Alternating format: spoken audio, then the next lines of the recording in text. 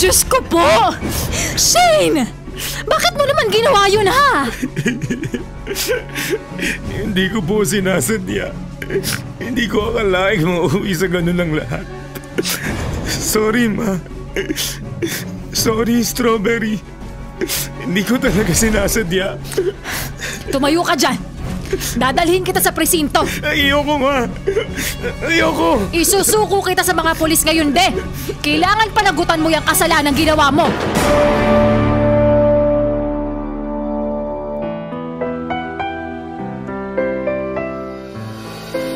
Ang bawat isa sa atin ay may sariling opinyon at kuro-kuro sa anumang drama meron ang buhay.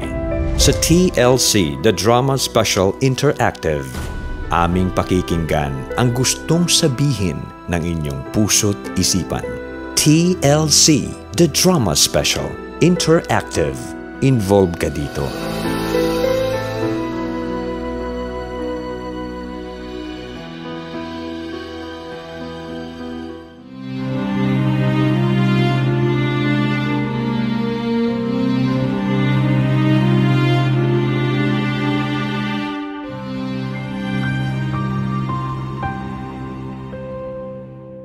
Magsisimula na laban!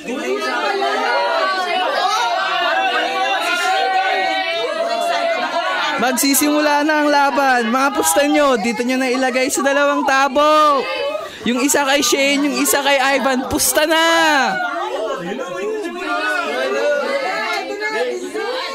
Shane, mukhang dehado ka sa laban ah. Ang laki ng kalaban mo. Ngayon kung malaki siya.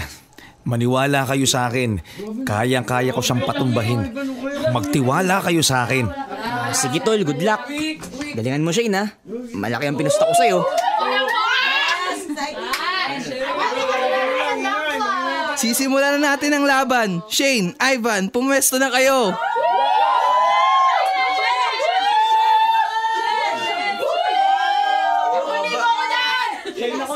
Dating gawi, kung sino ang matumba ng 3 beses, talo na yon.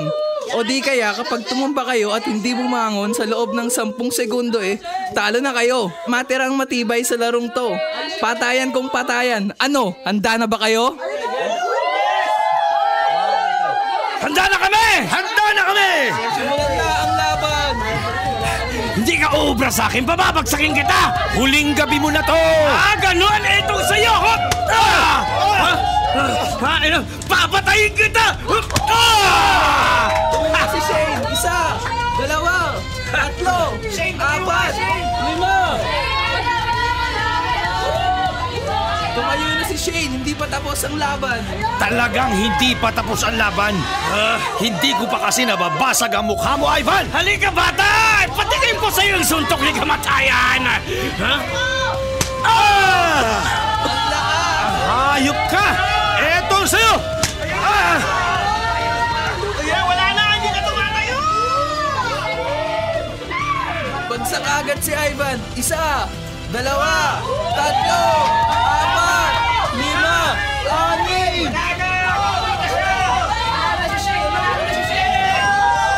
Hindi na bumangon si Ivan sa bilang ng 10. Ibig sabihin si Shane ang panalo.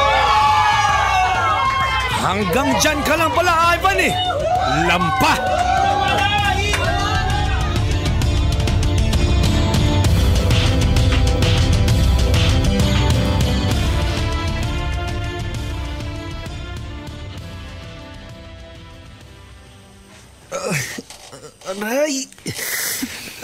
Aray ko. Ang sakit. Ano ka ba? Huwag kang malikot. Ginagamot ko yung sugat mo eh. Ang sakit talaga eh. Para ka naman bakla. Pagkatapos mo makipagbasagan ng mukha, magre-reklamo kang umaari ka sa sakit. Grabe ka naman, Strawberry. Umaray lang. Bakla agad. Ay nako. Grabe yung sugat mo sa labi. Kahit naman pumotok pa tong labi ko, kissable pa rin naman yan, di ba? Alam mo, Strawberry, my loves, isa lang ang gamot dyan sa sugat ko. Kiss. Ay nako, tigilan mo ako, Shane, ha? Ano naman? Hindi mo ba pagbibigyan ng kiss ang ever-loving friend and future boyfriend mo? Hindi mo ako syota, kaya tigilan mo ako. At saka, ginusto mong mabasag yung mukha mo, kaya magdusa ka. Ay nako, kasi naman, Ilang beses ko nang sinabi sa'yo na tigilan mo na yung pustahan na yan eh. Ano ba kasing napapala mo dyan sa pakikipagbasagan ng mukha ha? Sige nga, sabihin mo nga sa akin. Araw-araw na lang yata ay napapaaway ka. Tapos eto ko, araw-araw din ginagamot ka. Sige nga Shane, sabihin mo nga sa akin. Bakit ba hindi mo mapigilan yung pakikipag-away ha? Ewan ko ba, Strawberry? Pero hinahanap-hanap na siya ng katawan ko. Tsaka alam mo yun, kapag nanalo ka sa mga suntukan tulad ngayon, ang sarap ng pakiramdam na hinahangaan ka. Tinitingala ka ng mga tao dahil magaling ka. Tapos, alam mo yun, nakakadagdag yun ng pagkalalaki ko. Hindi sa pakikipag-away na papatunayan ang pagkamacho ng isang lalaki. Alam mo, Shane, mas maganda kung tinitingala ka ng tao dahil mabait ka. Hindi yung tinitingala ka dahil marami kang pinapanalo sa pustahan. Ay, basa na ang papel mo sa buong barangay natin. Kilala ka na nga dito bilang pinakawalang hiya at pinakamasamang nilalang sa mundo eh. Wala akong pakialam sa sasabihin ng iba laban sa akin. Ang importante, ako ang hari ng... Hari ng ano? Hari ng basag ulo. Ay nako Shane, hindi ka talaga nag-iisip. Paano na lang kung mapahamak ka dyan sa ginagawa mo ha? Okay. Titigil na ako. Imbis na ituon mo dyan sa pakikipag-away ang atensyon mo, bakit di mo na lang ituon sa pag-aaral mo lahat? Alalahanin mo yung sinabi ng mama mo na kapag bumaba pa ang mga grades mo, hindi ka na niya papapasukin pa. Oo na, mag-aaral na uli ako. Hindi na ako makikipag-away. Promise.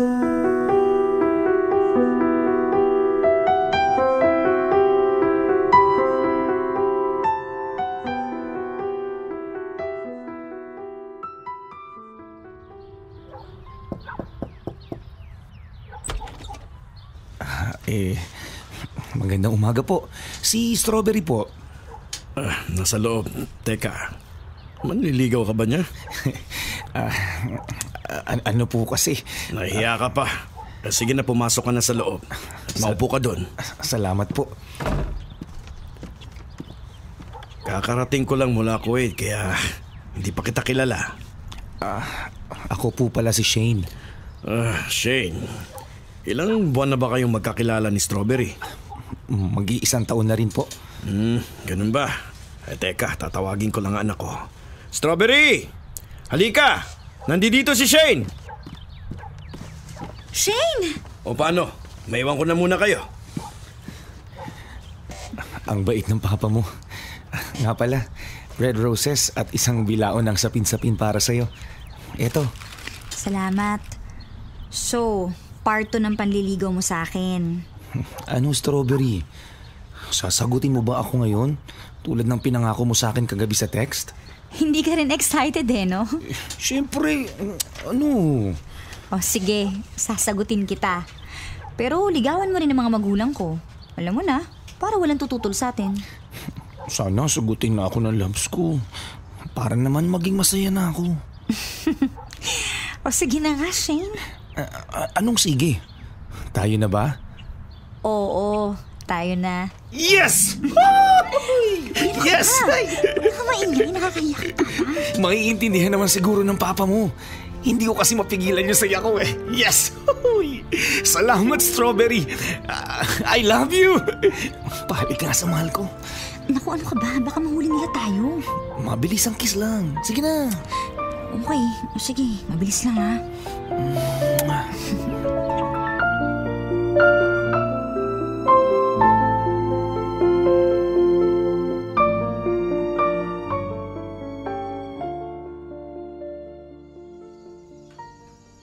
Ano?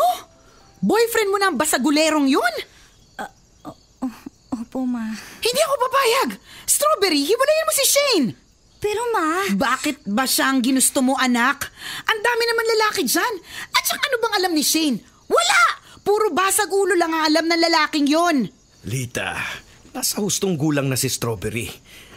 Alam na niya kung anong tama o mali. Kung mahal nilang isa't isa hayaan na lang natin. Kinukonsinti mo pa yung anak mo? Sa totoo lang, wala akong nakikitang mali kay Shane. Bulag at bingi ka ba, ha, Berto? Alam ng buong barangay ang likaw ng bituka ng lalaking yun.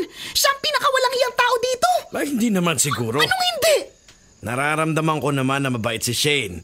Kung napapasabak man siya sa away, pinagtatanggol niya lang yung sarili niya. Yun nga mahilig maghanap ng away yang si Shane. Kapag siyang napangasawa ni Strawberry, magugulo lang ang buhay ng anak mo. Maaring saktan lang niyang anak mo kapag naging mag-asawa na sila. Hindi naman siguro. May isip naman si Shane at saka wala namang ibang bisyo ang lalaking yun maliban sa pagsabak sa mga away kalye. Sa totoo lang, mas gusto ko si Shane para kay Strawberry kasi may pagtatanggol niya ang anak natin kaysa naman sa lalaking lelempot-lempot ang mapangasawa niya. Ay nako, ewan ko sa'yo Berto, ang kitid ng utak mo. Ako pa ngayon makitid ang utak.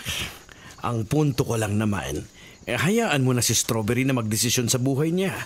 23 na yung anak mo. Hindi na batang paslit yan. Ay nako, basta binalaan ko na kayo. Ngayon kung ayaw ninyo makinig sa akin, bahala kayo sa buhay nyo.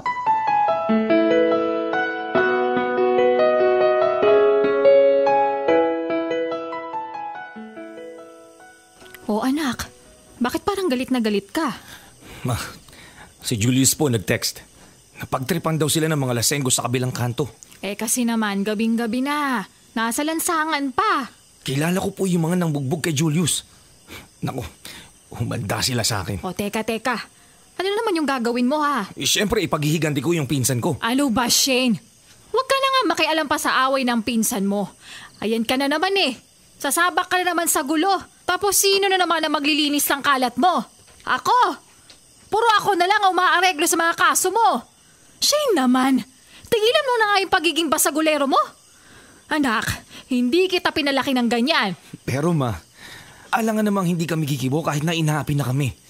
Naman, kapag hindi kami lumaban, maglalakas sila ng loob na apihin kami. Away yun ng pinsan mo. Kaya hayaan mo na siyang humarap doon. Huwag ka nang makialam pa. Pero ma... Imbis na pagbabasag ulo ang tupagin mo, atupagin mo na lang yung pag-aaral mo. Alalahanin mo anak, malapit ka nang makick out dyan sa eskwelahan mo dahil dyan sa mga kalokohan mo. Eto Shayna, kapag na-kick out ka dyan sa eskwelahan mo, sinasabi ko sa'yo, palalayasin na kita dito sa bahay. Ma, alis na po ako. Hindi ka lalabas ng bahay. Ma naman, malaki na ako. Huwag niyo na akong ituring na parang bata. Malaki ka na nga, pero ang pag-iisip mo, daig pa ang bata.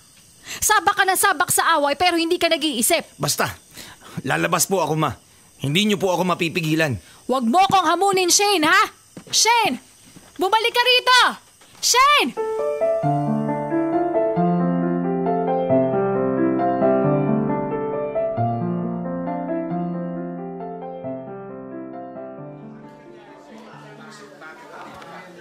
Mrs., eto na pong anak ninyo. Ma, sorry po. Bakit ba ang hirap mong pagsabihan, ha? Saan ba ako nagkamali ng pagpapalaki sa'yo? Ma, please naman. Pigilan niyo na po yung drama ninyo. Nakakahiya. Ikaw ang nakakahiya. Ilang beses ka na nadadala sa barangay. Ikaw talaga, sinusubukan mo yung pasensya ko. Punong-puno na talaga ako sa'yo. Tingnan mo yung nangyari sa'yo, Shane. Bugod sa may kaso ka na naman sa barangay, nabugbog ka pa. Ang lakas ng loob mong lumusob sa kanila ng nag-iisa. Yan ang hirap sa'yo, Shane. Masyado kang tiwala sa sarili mo. Masyado kang kampante na kaya mo ang lahat ng tao. Pero tingnan mo, Shane, nakatapat ka. Shane naman, puro ka nalang pahirap sa akin. Sa tingin mo ba saan ako kukuha ng pampagamot sa mga sugat mo, ha? Ma, wag nga po kayong OA. Wala po itong mga sugat na to. Gagaling din po ito agad. Mrs., sa susunod po, bantayan nyo na pong maigi ang anak ninyo. At kung masasangkot pa ulit siya sa gulo, mapipilitan na kaming dalhin niya sa mga pulis. Wag po kayong mag-alala. Ako na po ang bahala sa anak ko. Ay, siya nga pala. Kailangan magkaaregluhan na kayo ng mga nakaaway mo ngayon din mismo. Ako? Makikipag-areglo?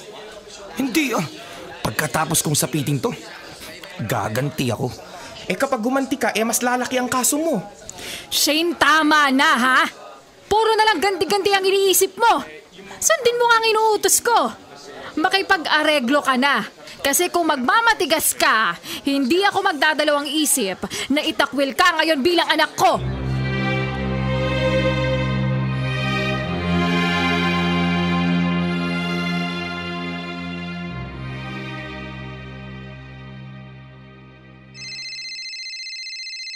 Hello? Strawberry? Nag-away kami ni Mama kanina. Nabalitaan kasi na lang nangyari sa'yo eh. Pilit nila akong pinapahiwalay sa'yo. Ganun ba?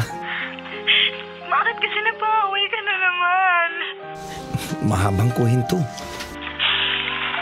Di mo na ba talaga kayang pigilan yung pagiging basagulero mo?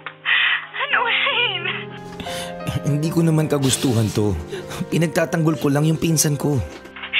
Palagi ka na lang nasasangkot sa gulo. Shane naman, magbago ka na kasi. Sinisikap ko naman pero gulo na mismo ang lumalapit sa akin. Alam mo, kung hindi mo maiiwasan ang gulo, mabuti pang maghiwalay na lang tayo. Strawberry naman. Hindi ako magdadalawang isip na sundin ang utos sa akin ni Mama kung hindi ka titigil sa pakikipagbasagal ang ulo. Huwag mo namang gawin sa akin to, Strawberry. Sige, lalayo na ako sa basag ulo. Basta huwag ka nalang makikipaghiwalay sa akin. Pangako.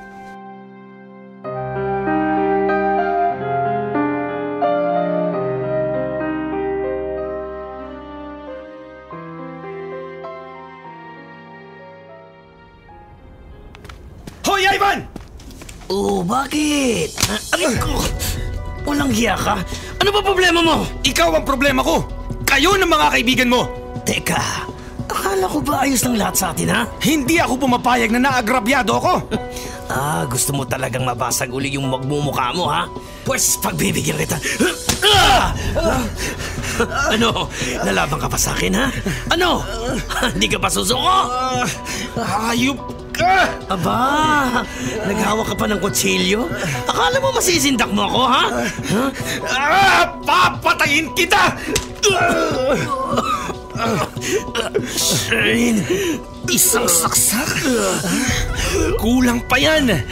Dapat sa'yo, tinatagdad ng saksak sa katawan.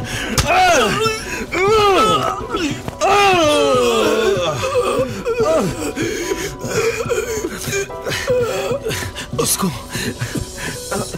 nakapatay ako. Anong gagawin ko? Kailangan ko nang umalis. Kailangan ko nang magtago.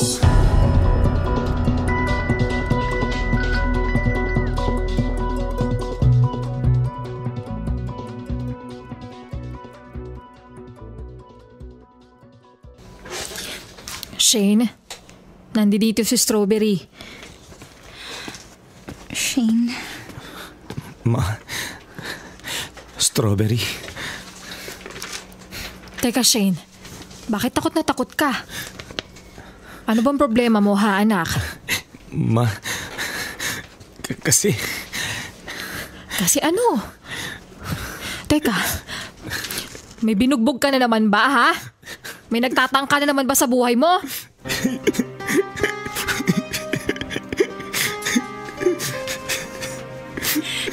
Shane, sabihin mo na sa amin ng totoo. Tutulungan ka namin ng mama mo. Teka, Shane, may kinalaman ka ba sa pagkamatay ni Ivan? Si Ivan? Tita, natagpo ang patay kagabi si Ivan sa kabilang kanto. Di ba si Ivan yung bumugbog sa inyo ni Julius? Shane, anak, magtapat ka nga sa amin.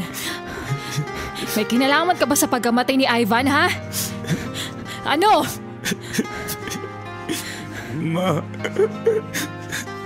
Strawberry. Opo. Ako nga po ang pumatay kay Ivan. Diyos ko po! Shane! Bakit mo naman ginawa yun, ha? Hindi ko po sinasadya. Hindi ko akalaing mauwi sa ganun ng lahat. Sorry, Ma. Sorry, Strawberry. Hindi ko talaga sinasadya. Tumayo ka dyan. Dadalhin kita sa presinto. Ayoko, Ma. Ayoko. Isusuko kita sa mga pulis ngayon, de. Kailangan panagutan mo yung kasalanan ginawa mo.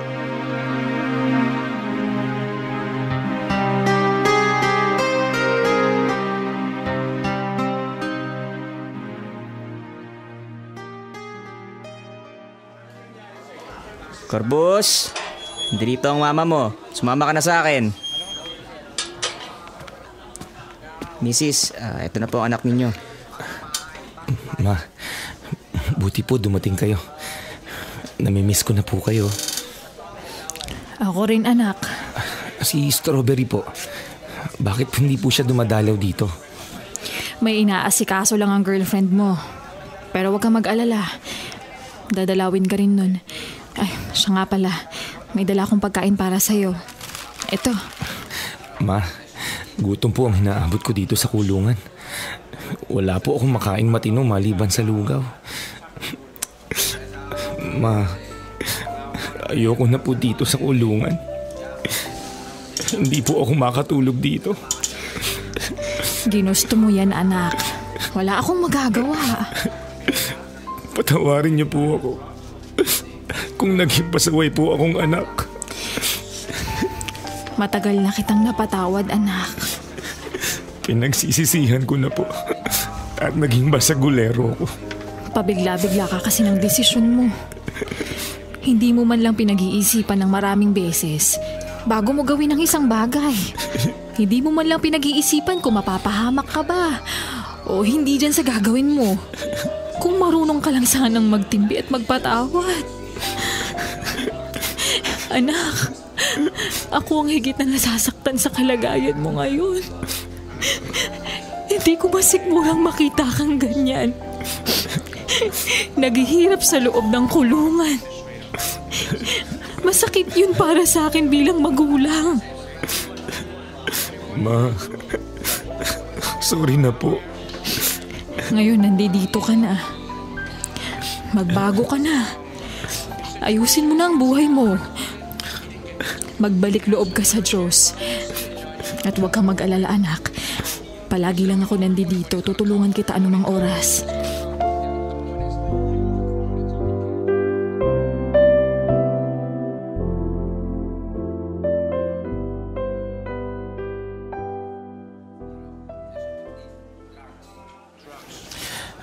Strawberry, salamat naman at binisita mo ko dito. Shane. Huwag kang umiyak. Makakalabas din ako dito. Kaya ako pumunta dito. Hindi para dalawin ka. Kundi para makipaghiwalay sa'yo. Ano? Strawberry naman. Ngayon mo pa ako iiwan? Huwag naman. Pakiusap. Babalik na kami ng mga magulang ko sa Guimaras. Baka hindi na tayo magkita pa. Sorry, Shane. Pero desidido na ako. Wala kasi namang hahantungan tong relasyon natin kung nandito ka eh. Yun lang ang pinunta ko dito.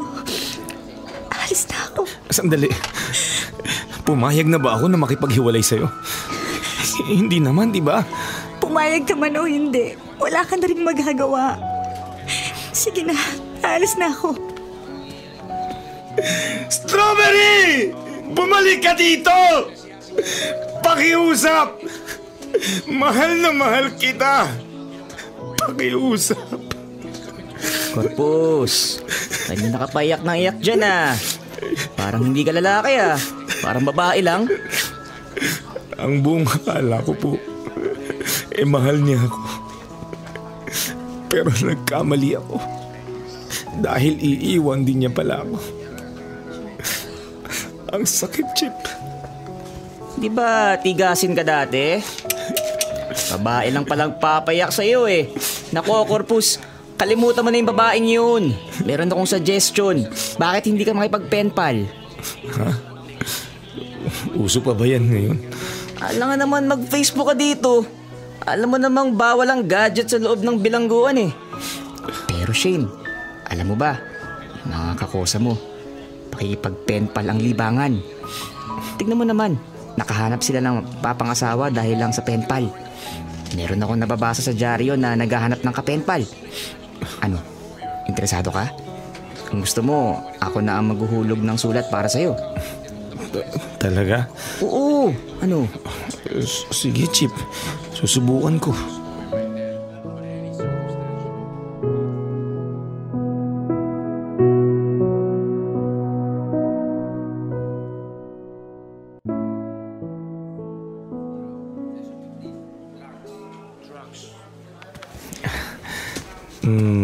Joanna? Ikaw si Joanna? Oo, ako nga. Shane, halika maupo ka. Hindi ko akalain na napakaganda mo pala. Ikaw naman, binubola mo pa ako. Alam mo, natanaw pa lang kita sa malayo alam ko nang ikaw si Shane. Saktong-sakto kasi yung description ng itsura mo sa binanggit mo sa akin dun sa sulat mo. Teka, hindi ka ba natatakot na pumunta dito sa loob ng preso? Hindi. Sanay na akong pumunta dito sa Bilibid. Di ba nga naikwento ko sa'yo na nakulong dito ang tatay ko bago siya namatay at ako ang madalas na dumadalaw sa kanya. Kaya alam na alam ko yung kalakaran dito sa loob. Hindi ka ba natakot sa akin nang aminin ko sa'yo na isa akong bilanggo? Bakit naman ako matatakot? Hindi naman lahat ng mga naririto sa bilangguan masama. Oo, maaaring nakagawa ng pagkakamali sa batas ang lahat ng mga nakakulong dito. Pero naniniwala pa rin ako na marami pa rin ang mabubuting loob dito. Isa na rin ang tatay ko. Tsaka ikaw. Alam mo, ikaw pa lang ang taong narinig ko na may positibo ring pananaw sa mga katulad namin. Joanna, salamat ha. Kasi simula nung magkasulatan tayo at naging magkaibigan, nagkaroon ng saya at nagkaroon ng kulay ang buhay ko. Naging positibo at nagkaroon ako ng pag-asa sa buhay kahit na alam kong hindi na ako makakalaya pa. Dahil sa'yo, Joanna, kaya ako nakalimutan yung mga masasamang alaala ko. Dahil sa'yo kaya nawala ang lungkot at takot ko na nararanasan ko dito sa loob. Salamat talaga, Joanna. Wala yun, Shane. Binigay talaga ako ng Diyos sa'yo para maging kaibigan mo.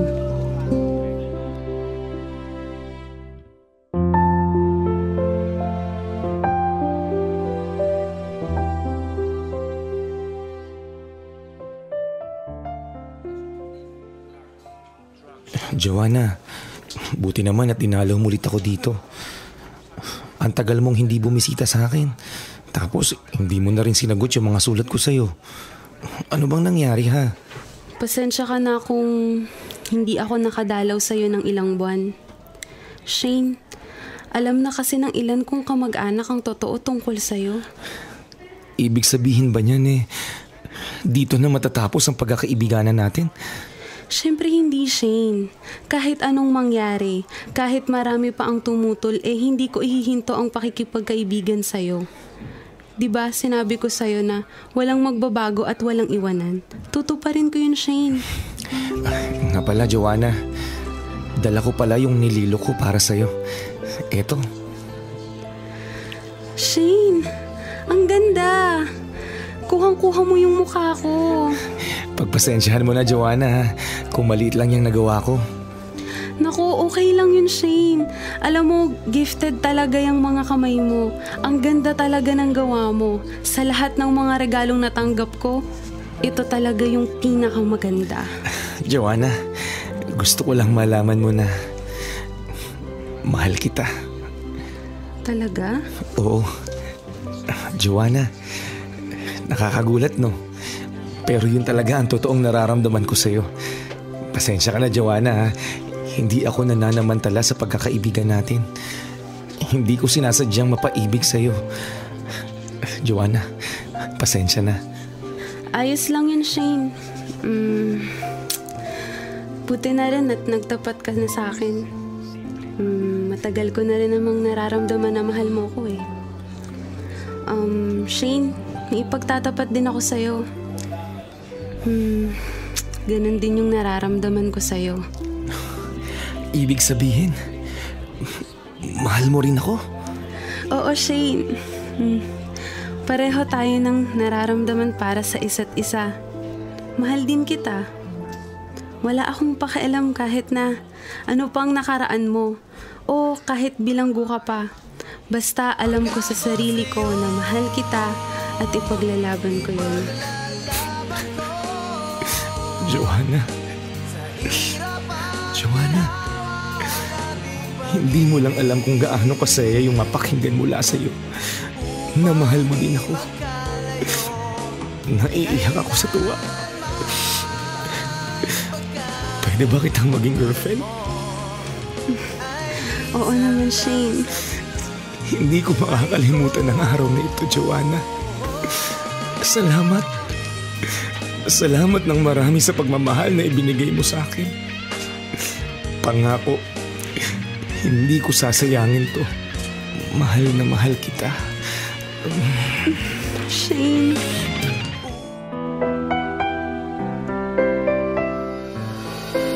Ang bawat isa sa atin ay may sariling opinyon at kuro-kuro sa anumang drama meron ang buhay. Sa TLC, The Drama Special Interactive, aming pakikinggan ang gustong sabihin ng inyong puso't isipan. TLC, The Drama Special Interactive. Involved ka dito.